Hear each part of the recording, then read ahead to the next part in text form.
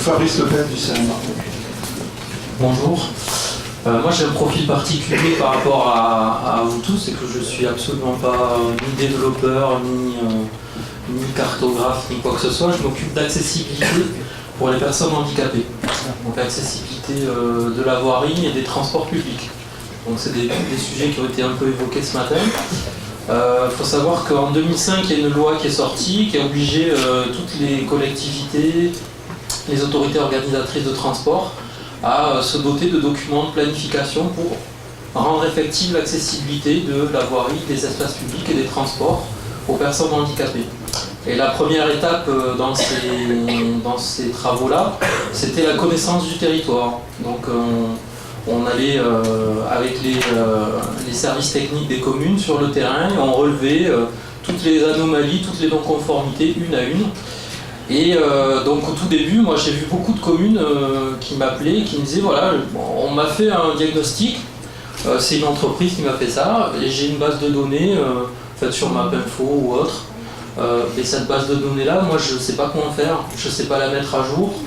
Les données qui sont dedans, c'est pas forcément celles qui m'intéressaient.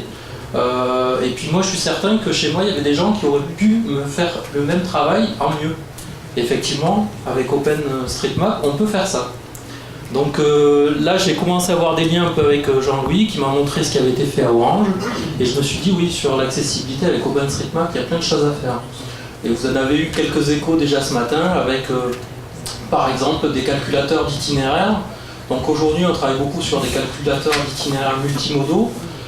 Il y a des projets de recherche qui adaptent ces calculateurs d'itinéraires à la personne, en fonction du niveau de déficience de la personne, et l'utilisateur lambda va pouvoir dire oui, moi j'ai des difficultés pour marcher, j'y vois pas bien, donc il remplit un petit questionnaire, ça lui prend 3 minutes, et il a un calculateur d'itinéraire qui est adapté vraiment à son niveau de déficience, et en fait il sait que effectivement s'il suit l'itinéraire qui est indiqué, il va mettre tel temps et que c'est adapté à son niveau de déficience. On est aussi sur des difficultés de la part d'institutions, de communes qui ont peu de moyens et qui justement n'ont pas forcément les moyens d'aller vers les bureaux d'études privés, donc ils veulent faire elles-mêmes. Le premier obstacle, c'est, comme je le disais, la connaissance du territoire. Aujourd'hui, il y a des autorités organisatrices de transport qui me disent je ne connais même pas le nombre de points d'arrêt que je vais devoir traiter et rendre accessible. Bon, si aujourd'hui, moi, je peux aller les voir et leur dire vous avez une communauté qui travaille, qui fait ce travail de relevé de points d'arrêt et qui peut mettre à disposition ces données pour que vous, après, vous puissiez vous les approprier, travailler dessus, faire de la planification, les mettre à jour quand vous faites des travaux. Là aussi, c'est intéressant. Là-dessus, pour répondre à l'étudiant qui a posé la question tout à l'heure, il n'y a aucune finalité commerciale. On est bien sur du service public et du service à la personne, quoi. Voilà. Après, moi, je voulais simplement intervenir pour rajouter des petites pistes de réflexion ou des interrogations qu'on a déjà eues avec Jean-Louis, mais qui sont régulièrement posées. La première, c'est celle de l'acceptabilité. D'abord, l'acceptabilité pour vous, contributeurs. Je pense que c'est intéressant d'avoir un outil qui soit relativement facile à utiliser pour qu'il soit réellement efficace. Sinon, si c'est quelque chose de très compliqué, rapidement, les contributeurs potentiels vont se retrouver un peu rebutés par l'aspect très technique et risquent de se désintéresser. Et donc, quelque part, c'est un potentiel de données qui est perdu. Et puis, l'acceptabilité pour l'utilisateur final. La semaine dernière à Paris, on m'a présenté une étude, c'est un bracelet vibrotactile. Donc un bracelet qui donne une information de vibration et qui va aider une personne déficiente visuelle ou une personne âgée dans sa prise de décision au moment de traverser une rue. Bon. Le projet en soi est assez intéressant, mais la question qu'on s'est posée, c'est quelle est l'utilisation qu'en font les personnes visées par cette application-là. Et on s'est aperçu qu'il y a un degré de confiance à l'appareil qui est déjà variable selon les personnes. Et puis surtout, il y a aussi la question de est-ce que ce dispositif-là, je m'en affranchis ou pas. Est-ce que quelque part c'est pas un aveu de faiblesse de se reposer là-dessus? Donc voilà, la question de l'appropriation de ce que vous allez proposer comme données et de l'acceptabilité de toute la technologie qu'il y a aussi autour est intéressante. Et puis surtout, mon gros point d'alerte, c'est sur la qualité et la qualification de la donnée.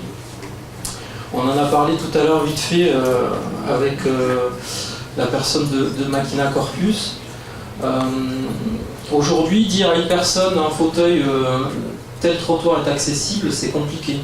Parce que vous allez vous adresser à des gens qui sont sur des fauteuils roulants électriques avec une autonomie très très réduite, et pour eux, le moindre obstacle va vraiment être très très compliqué à passer.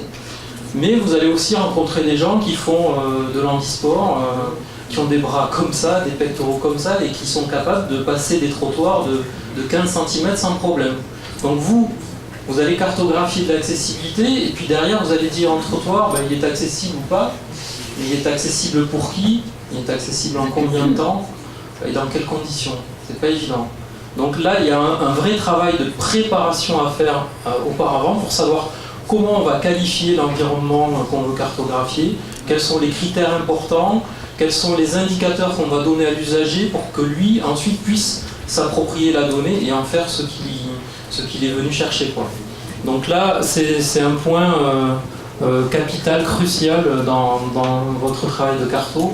Je crois qu'il est prévu de travailler sur les points d'arrêt et sur les pôles multimodaux. Posez-vous ces questions-là quand vous allez aller sur le terrain. Comment est-ce que vous allez qualifier la donnée? Est-ce que vous allez rentrer dans quelque chose de très subjectif, ou est-ce que vous allez essayer d'être le plus objectif possible pour que chacun puisse après se réapproprier la donnée et l'utiliser? Voilà. Et puis après un petit mot simplement pour dire qu'on travaille aussi en ce moment dans des partenariats avec par exemple le CSTB sur des... l'idée ce serait d'avoir de l'OpenStreetMap mais à une version 3D voire 5D, puisqu'on parle là de sémantique, plus de temps réel, donc on est sur quelque chose de plus élaboré. Et l'idée c'est de développer des outils 3D qui, contrairement aux outils qui sont aujourd'hui disponibles sur le marché, soient vraiment basés sur le principe de l'open data, c'est-à-dire qu'on puisse venir les agrémenter, les alimenter, les enrichir en permanence de toutes les données de connaissance du territoire et pouvoir utiliser ces outils qui deviennent plus que des maquettes 3D, des vraies plateformes collaboratives, pouvoir comparer des projets, essayer d'évaluer les impacts d'un projet par rapport à un autre, essayer de travailler en concertation avec des comités de quartier par exemple, ou des choses comme ça. Donc on est sur une dimension supplémentaire de l'OpenStreetMap, mais là on est encore en phase recherche et développement, donc c'est des choses auxquelles on réfléchit mais que vous ne trouverez pas encore disponibles ni sur le marché, ni même au niveau des cartoparties comme aujourd'hui. Voilà, donc moi j'étais vraiment là pour donner le point de vue d'un utilisateur potentiel d'OpenStreetMap et pas comme un utilisateur avéré. Mais n'hésitez pas à me poser des questions s'il y a des choses qui vous interrogent dans ce que je vous ai dit. Voilà.